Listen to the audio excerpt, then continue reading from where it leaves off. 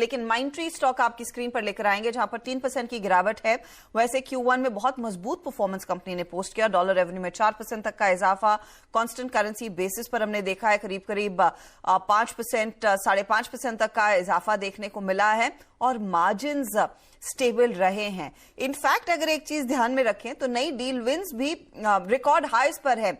इन्हीं डिटेल्स पर मैंने कंपनी के CFO विनीत देसाई से बातचीत की। उसका एक अंश आपकी स्क्रीन पर। ग्रोथ तो सब all verticals broad based growth ही है। ट्रैवल वर्टिकल एक है जहां हमें अच्छी तरह से अभी बुलिशनेस दिखाई दे रहा है। हमने नए लोगोज ऐड कर रहे हैं। अमेरिका में हमने एक नया एयरलाइन के साथ काम करना चालू कर दिया है। रिसेंटली एक एशिया पैसिफिक में भी हमने एक नए एयरलाइंस का लोगो ऐड कर दिया है। तो ट्रैवल सेक्टर तो बिल्कुल बुलिशनेस के साथ ही लग रहा है। बैंकिंग फाइनेंशियल सर्विसेज वर्टिकल में अच्छी ग्रोथ हो रही है। हमने कुछ नए लोगोज कुछ यूरोपियन लार्ज बैंक्स के साथ काम करना चालू कर दिया है। फर्स्ट क्वार्टर ट्रेडिशनली भी हमारी डील विंस काफी स्ट्रांग रहती है। हमें इस बार हमारे रिन्यूअल्स जो हुए हैं वो अभी सिर्फ 1 साल के लिए नहीं, कई 2 या 3 साल के लिए काफी हद तक हुए हैं। तो एक लॉन्ग टर्म विजिबिलिटी भी आ रही है। इनफैक्ट रिटेल के साथ साथ मैं नोटिस करी थी कंज्यूमर्स सेगमेंट में भी थोड़े से स्पेंड्स कम होने के आसार दिखाई दिए हैं। क्या ये भी कुछ और क्वार्टर्स के लिए कंटिन्यू हो सकता है? हाँ जी, जैसे मैं जो रिटेल कंज्यूमर पैकेजिंग सेगमेंट है वहाँ एक 2 क्वार्टर शायद स्ट्रेस रह सकता है, मगर हमें उम्मीद है कि वहाँ ज्यादा डीग्रोथ नहीं होगी। वहाँ ग्रोथ ही दिखाई देगी अगले क्वार्टर से, मगर compare to the other segments वहाँ ग्रोथ शायद थोड़ी सी म्यूटेड रहेगी compare to the other segments. मैं इनफैक्ट कुछ रिपोर्ट्स पढ़ रही थी और उसमें ये साइट किया गया है कि एक तरफ जहां पर आपकी TCV total contract value year on year 13% बढ़ी है, लेकिन आपका LTM बुक टू बिल थोड़ा सा मॉडरेट हो रहा है। तो सवाल यही है कि ये जो हाई ग्रोथ आपने देखी है लार्जली डील्स में, क्या ये सस्टेन कर पाएंगे? क्योंकि US में हमने जो इन्फ्लेशन का आंकड़ा देखा 9% के ऊपर वाला, वो थोड़ा सा चिंता में डाल सकता है कि वहां की इकोनॉमी कितनी आगे स्लो होगी। And we expecting another rate hike as well. तो क्या ये ओवरऑल आपके मैक्रो डिमांड एनवायरनमेंट को डिसरप्ट कर सकता है, या फिर आप कॉन्फिडेंट है जो इस समय ग्रोथ आपने हासिल की है ये सस्टेन कर पाएंगे? देखिए, सबसे हमारा maximum revenue digital transformation initiatives में जहां से रेवेन्यू आता है। ये डिजिटल ट्रांसफॉर्मेशन में आप एक बार काम करना चालू करेंगे तो आप ये डिजिटल ट्रांसफॉर्मेशन प्रोग्राम्स बंद नहीं कर सकते। नाउ थोड़ा सा मैक्रो इकोनॉमिक की वजह से वो शायद डिले करेंगे, मगर वो प्रोग्राम्स रोकेंगे नहीं। तो अभी जो इन्वायरमेंट लग रहा है वो हम क्लोजली वॉच कर रहे हैं। हमें अभी भी कॉन्फिडेंस है, पाइपलाइन देख के हमारे कस्टमर्स से जो बात हो रही है उसके हिसाब से तो कोई डिमांड एनवायरनमेंट में हमें स्लो डाउन नहीं दिख रहा है। अगर सिचुएशन यहाँ से वर्सन हो जाएगी तो शायद थोड़ा सा इम्पैक्ट आ जाएगा, मगर बाकी के सेगमेंट्स में हमें अभी भी बुलिशनेस एक्सपेक्टेड है।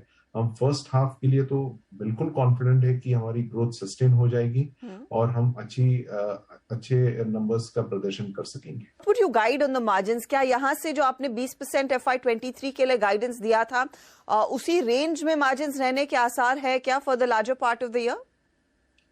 जी बिल्कुल। देखिए, पिछले साल हमने जो फ्रेशर्स की एडिशन करनी चालू कर दी थी वो प्रोग्राम हमारा काफी हद से अच्छा चल रहा है, बिकॉज वो फ्रेशर्स आ रहे, ट्रेन हो रहे हैं और उनको हम प्रोजेक्ट्स पे डिप्लॉय करके बिल भी कर सक रहे हैं। तो ये एक सबसे बड़ा लीवर है जो अभी हमें कॉस्ट बेस को लो मेंटेन करने में मदद कर रहा है।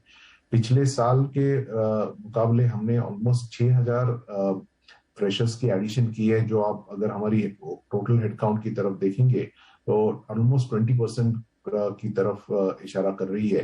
तो ये एक सबसे पिरामिड बैलेंसिंग का एक सबसे बड़ा लीवर है जो हमें बेनिफिट मिल रहा है और हम आगे भी more and more freshers add करते रहेंगे। दूसरा, फॉरेक्स एक यूरो और GBP के वीकनेस की वजह से रेवेन्यू पे थोड़ा इम्पैक्ट आया, मगर डॉलर के मुकाबले रुपया जो वीकन हुआ है उसका बेनिफिट हमें हमारी मार्जिन पे मिला। तीसरा, हम कॉस्ट ऑपरेशनल एफिशिएंसी प्रोग्राम जो है और कॉस्ट एग्जीक्यूशन, इसके ऊपर काफी टाइट कंट्रोल और डिसिप्लिन रखते हैं, और उसके वजह से हमारे कुछ कॉस्ट है जैसे सब कॉन्ट्रैक्टर्स जहाँ या बेंच, ये हम काफी हद तक अच्छी तरह से मैनेज कर सक रहे हैं। और उसके वजह से ये कुछ लीवर्स है कि जहां हमारा कंट्रोल अभी भी रहेगा, और हमें उम्मीद है कि पूरे साल में भी हम 20% प्लस जो हमारा एस्पिरेशनल ईबिटा गाइडेंस है वो हम मेंटेन कर सकेंगे। आपने इनफैक्ट फ्रेशर्स की हायरिंग की बात की, इस पूरे साल के लिए क्या एक आंकड़ा आपके पास तैयार है कि कितने और कर्मचारियों की भर्ती होने वाली है? देखिए, हम अभी तक तो पिछले 4 क्वार्टर्स में ऑलमोस्ट 1500 पर क्वार्टर फ्रेशर्स ऐड कर रहे हैं। हमें ये तो मेंटेन करना ही है, हमें एक्चुअली थोड़ा सा अगर हम ज्यादा कर सके तो वो भी हमें करने की उम्मीद है। तो हमें लगता है कि इस साल हम 6 से 7 हजार फ्रेशर्स पूरे साल में ऐड करने की कोशिश करेंगे मिनिमम लेवल पे। अगर हम इसको इंटेंसिफाई कर सकते हैं और ले सकते हैं तो वो भी एक लीवर रहेगा।